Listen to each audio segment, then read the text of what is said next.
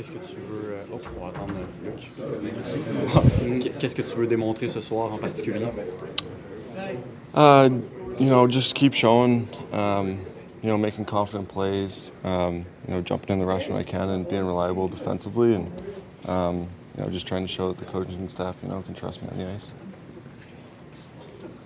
How important is it collectively to take advantage of a team like the Sabres or the really big stuff? Yeah, it's obviously, they're going to be a desperate team trying to get out of a slump, and, it feels like we've been playing some good hockey lately, and, obviously can't take them lightly, and we got to keep moving forward, and, it's a good chance to make a push here before Christmas. On en parlait un peu la semaine passée au niveau du temps d'utilisation. Quand tu es habitué de jouer plusieurs minutes dans un match, 25, 26, puis que tu te retrouves à en jouer 12 et 13, quelle adaptation ça te demande? Puis comment tu trouves l'équilibre entre je veux en jouer plus, mais il faut que je m'habitue aussi à en jouer un petit peu moins pour être à mon meilleur? Yeah, I think it's just, staying ready, and, for me it's just trying to take advantage of the shifts I'm out there, and, like I said, I'm, in a role right now where, I just got to be solid defensively and, play my role to help the team win games.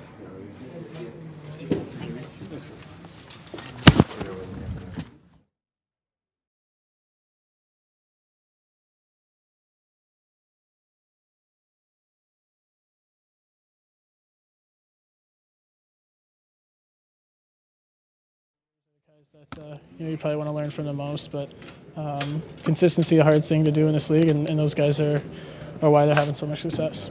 Slap is really happy to be back with you and Nick. What makes you happy about having him back?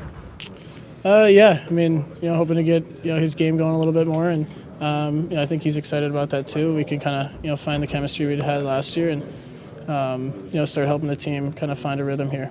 At his best, what was he contributing to the line? I'd say hard actions, getting pucks back, using his body, and playing on the inside. I think he's at his best between the dots and below the goal line. So the more touches he can get in there, I think the more success and the more confidence he'll have. What can you expect from the Sabres, knowing that the owner is in town? You haven't won a game in the last 10. That's what they're going through right now. We've obviously had our ups and downs too. So we're just worried about ourselves right now. Can't look at the outside noise, but for sure a big game for us, and one we want to win for the fans tonight too.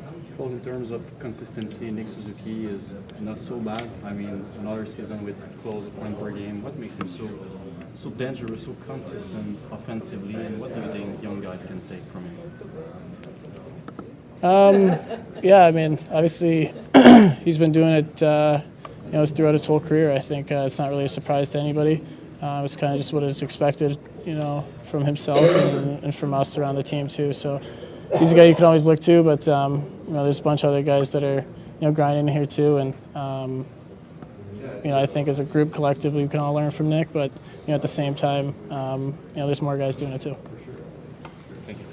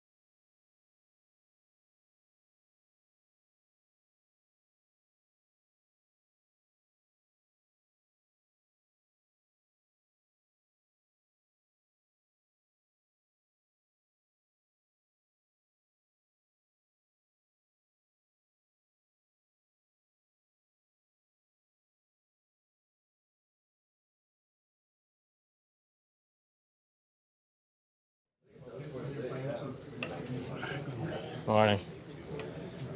How can you take advantage of a team like the Sabres playing pretty bad? Yeah, I mean, we know what position they're in coming in here. Obviously a desperate team right now. So I think for us, just try and not give them any life is important. Try and get the momentum early in this game and not give them any life because, when you're going through something like that, I think anytime there's a spark of life can kind of, give them some hope. So we got to kind of crush that early tonight and play our game. In your perspective, Alex, what do you think you can do as a team to generate more offensive at 5-on-5? Yeah, I think a lot of it's keeping more plays alive in the offensive zone. I think last game, there's a few times, we get first on pucks, but we didn't find a way to kind of release it or get it out of the mud a little bit, and that can help us. And then I think helping out with some of our balance in the offensive zone can help, and just generating a little bit more that way, and being in attack mode, I think a little more too. We talk about that, not just being content with having possession, just looking to attack the net and make plays that way, and get a bit more that way. It's interesting because you're not the team shooting the more in the NHL. Would you say that you're a more conservative team with the puck? Is it a directive from the coaching staff, just prioritize quality over quantity, or? Not really, but I think going back to just being in attack mode a little bit more can help with that. Sometimes we're maybe content with just having possession in the offensive zone, and I think sometimes there's moments where we can want to bring it to the net a bit more and look to make plays right away as opposed to setting it up or getting more possession. With the shape of the four lines, Alex, would you say that as a team you're close to have that kind of balance that what you guys looking for? Yeah, I think so. I think our lineup's strong when we're healthy like this. So it's it's a runway for us, I think, to keep building on it and to find a groove here with these four lines that we have right now. And we haven't had it for a while, so it's. I think it's an opportunity for us as forwards to kind of keep rolling and be able to come in waves. I think it's important for any team to have that ability, and I think we're close to finding it. What's it like playing with passion? What do you enjoy about it? Yeah, he's a very skilled player. Can shoot the puck from anywhere, which is always good to have a guy like that who's a threat kind of around the ice. So I think me and Docker both know that. We can give him the puck if he's there, he's going to bury it, and he looks to make plays offensive, and yeah, it's been fun. Never played with him before, of course. Do you No. feel that the chemistry is clicking? Or? Yeah, it's starting to come. It's only been 2 games so far, so hasn't been a lot of a runway. But I think anytime you're new with a guy, you start to pick up on some of his tendencies and that kind of thing. So I think we can be a really dangerous line. Would you say that it takes time? He's a shooter, so where he's going to be and what time is going, what perfect time is going to be to send him to pass him the puck? Is there a time to adjust yourself to that? Yeah, a little bit. I think when you're playing with a guy like that, it's similar with Cole. You know where he is on the ice, and you just try and get him the puck in a position where he can score and in a position where he can shoot it. I don't think it's any more of perfect timing, that kind of thing, but just being aware of where he is and that he's got that cannon. Thanks. Yeah, thank you. Thanks.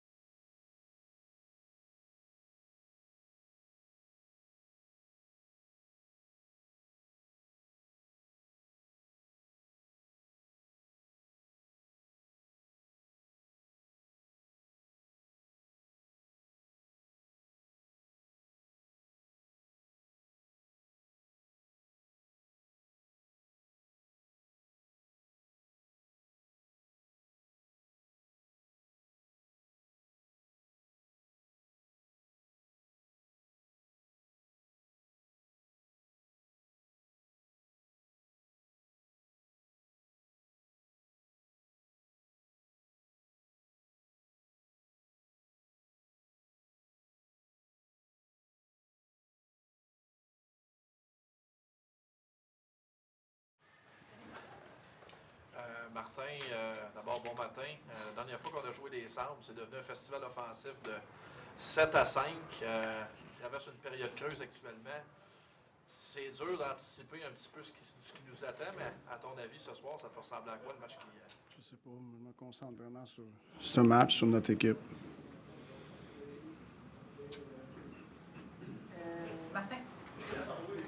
Martin, on sait que de l'autre côté, c'est passé quelque chose avec le propriétaire qui est venu en ville pour parler aux joueurs. Je ne sais pas si tu as vécu déjà une situation comme ça dans le passé où la haute direction vient tenter de brasser les choses dans l'équipe, mais est-ce que tu penses que vos joueurs allaient avoir peut-être une petite tempête à gérer en début de match à cause que vos opposants vont peut-être chercher à répondre? Je pense qu'il n'y a pas un match pour nous autres qu'on pense que ça va être le beau temps au début d'un match. On essaie d'amener, je me concentre sur notre équipe, on essaie d'amener notre énergie, nos intentions de bonheur. C'est ça qu'il faut faire face à soi. Dans votre territoire, est-ce que actuellement, vous avez atteint un niveau qui vous permet de gérer ces situations-là plus facilement maintenant? Oui, on est meilleur dans notre zone, mais ça part beaucoup plus loin de notre zone. On passe moins de temps dans notre zone. Quand on a passé du temps dans notre zone, ben, on est capable de se débrouiller. Anthony et Simoni. Bon matin, Martin. Bon matin. Justin Barron est un défenseur au niveau junior dans la Ligue américaine qui a toujours été productif. Tu as souvent parlé du fait que son défi, c'était plus de peut-être démontrer défensivement. Lui, il a l'air à dire que ça s'améliore. Moi, je veux t'entendre justement au niveau de sa progression. Comment tu trouves qu'il grandit en tant que joueur, qu'il trouve son équilibre? Oui, je pense qu'il il commence à trouver un équilibre. On essaie de se donner des matchs consécutifs pour qu'il aille chercher une confiance puis qu'il va amener peut-être encore une meilleure constance. C'est un joueur qui a des belles qualités offensives. Puis il faut qu'il continue à travailler sur ses actions défensives. Mais c'est d'essayer de donner une opportunité de pouvoir aller chercher ça, puis ça prend des matchs consécutifs. Nick Suzuki, tu parles aussi souvent du fait que la constance est la clé de pas mal d'affaires. En termes de constance, Nick n'est pas piqué des verres. Plusieurs saisons que c'est votre meilleur pointeur et tout. T'sais, si on se concentre sur le strict aspect offensif, qu'est-ce qui fait de Nick un gars qui, à chaque match, est capable de provoquer quelque chose? C'est son intelligence. C'est son intelligence qui le fait anticiper des choses. Il joue dans le futur beaucoup. Simon et Renaud? Ben, en fait, c'était sur Barron qui t'a répondu. Fait que je vais passer mon tour. C'est sûr. On a parlé après le dernier match des pénalités, Martin, puis c'était des pénalités d'action, c'était pas des pénalités de paresse. Est-ce que, comme entraîneur, on peut dire aux joueurs, faites attention, ou il faut vraiment que c'est des joueurs qui ont un jugement aussi sur la glace. Est-ce que tu te fies plus à leur jugement ou tu peux leur... Non, il faut en parler. Écoute, je pense que dans les 10 derniers matchs, 8 fois, on a pris plus de punitions que l'autre bord. C'est toutes des actions qui aident l'autre équipe, ça. Puis c'est une ligne fine à côté, à jouer avec l'intensité, combatif et tout. Puis on peut pas perdre ça, mais il faut que tu sois en contrôle aussi. Fait que on peut pas se permettre d'aller 80% des games, on pogne plus de punitions de l'autre équipe sur un stress de 10 games. Ça t'aide pas. Marty, talk with Lane Hudson about adjusting to the NHL, and he says he loves it because there's more hockey. Not a surprise to see him on the ice again this morning. Just what kind of passion have you seen from him? He just looks like a kid, like there's nothing he'd rather do in life than play hockey. Yeah. I mean, it's something that you can't teach. You can't teach somebody to be passionate. As a coach, you can kill their passion by how you handle them. Yeah, so you can't teach that. I was speaking with Mike Matheson, and he said one of the things he likes about Lane is he's a hockey geek like him, and then go over things. I guess you can relate to that. I imagine you're a bit of a hockey geek yourself. You think I was a hockey geek? I would think so. I've heard people say you were. Yeah. No, you're not wrong. Some people, it's a lifestyle. It's an everyday thing. It's and sometimes you gotta be careful because it can consume you as well. But if you're gonna accomplish great thing in any sport, you better be passionate about it. Were you a hockey geek like at 5 years old, 6 years old? I would say. Barron? Yeah, just on that obsession level, like, what do you think your players are learning about I know they work hard, they want to win, but what do you think they're learning about the investment level that's required to maximize their potential, especially with the experiences they've gotten this year of not winning as much as they want?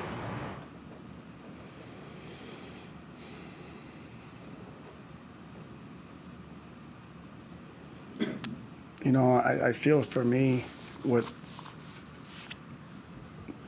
and I want to take my time answering this question because it's actually a really good one. And, you know, the biggest thing for me, I look at our veterans, you know, and they accepted, you know, the rebuild stage, you know. I don't think they accepted it right away, but especially the last 2 seasons where winning was not that we didn't want to win, but we were really focused on bringing the youth along. And usually when you do that, it doesn't help the veterans, right? But I feel the fact that they're playing the way they are right now and how much they're working, I think it's encouraging because they see that something good's coming, you know. So for me, it's really reassuring when I see that from the veterans. And now we're in a stage where we're paying more attention and we're trying to focus to finding ways to win and learning how to win. And I think that stage helps the veteran because that's what, you know, a veteran wants to do, is he wants to win as he gets older. And I feel now our youth is recognizing that the veterans have helped them for 2 years, and now it's time to, hey, let's be accountable here to help these guys because this is what's important for a veteran guy is to win, and that's what. So I feel the group is very connected that way, you know, and they really want to do this together, and it's been fun to be part of it, and I know we'd like our record to be better, but I really like the energy and our process that we're taking and the day-to-day that we have with both our youth and veteran guys. I know you don't welcome the losses, but to a certain degree, do they teach some of these young guys who are high draft picks and everything like that, you know, they've been the best everywhere they've gone, and then they get here and they're taking that high and they're expected to be. Yeah, I mean, it depends how you depends how you handle every loss, right? And I know, like you know, we lose a game and you guys are wondering, well, what is he going to say tonight? You know, it doesn't matter what I say here. You know, it's what I say to my team. You know, so for me, we talk about every win and every losses. We talk about it. You know, and I feel that it's always an opportunity to learn. When you're just result-driven and you just move on to the next thing, there's no lessons, there's nothing. And sometimes the lessons are in a win. They're not always in a loss. But I feel we're very process-driven, you know, it helps us stay on task. And, you know, it's not about the final result when the puck drops. It's the next action. I don't know what that is. It's winning the face-off. It's what happens after we won the draw. It's just the play off the puck, both offensively, defensively. We focus on each and every actions. And lately, we've taken more penalties than the other team. Those are actions that we have to try to limit. Perfect. I guess further to that, where, you know, you identified this year as being a learning how to win year. You know, you're almost at Christmas here. Where do you feel your team is at in learning how to win, if you had to evaluate it? I think it's better. You know. Well, better than before. It wasn't very good before, let's say. So Yeah, but it depends how you measure. Yeah, how do you measure success, Arpin?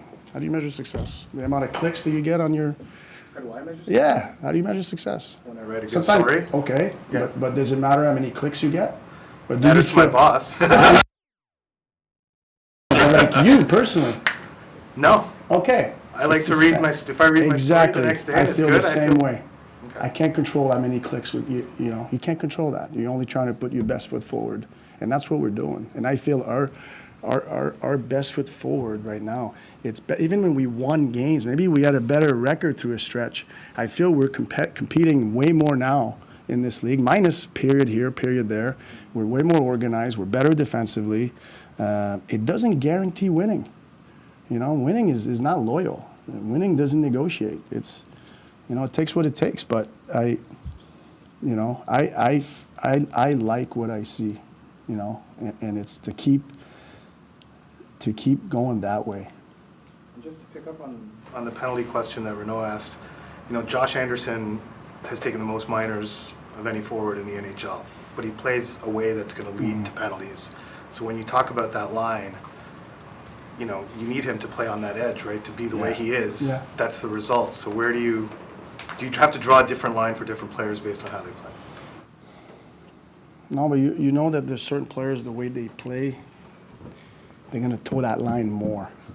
And you got to be careful in saying that you can't get close to the line. Like, to me, it's like, okay, like, understand when you're close to the line, and can you not give the referee an opportunity that he might or might not call it? And it's hard because some nights that's a penalty and some night that's not a penalty.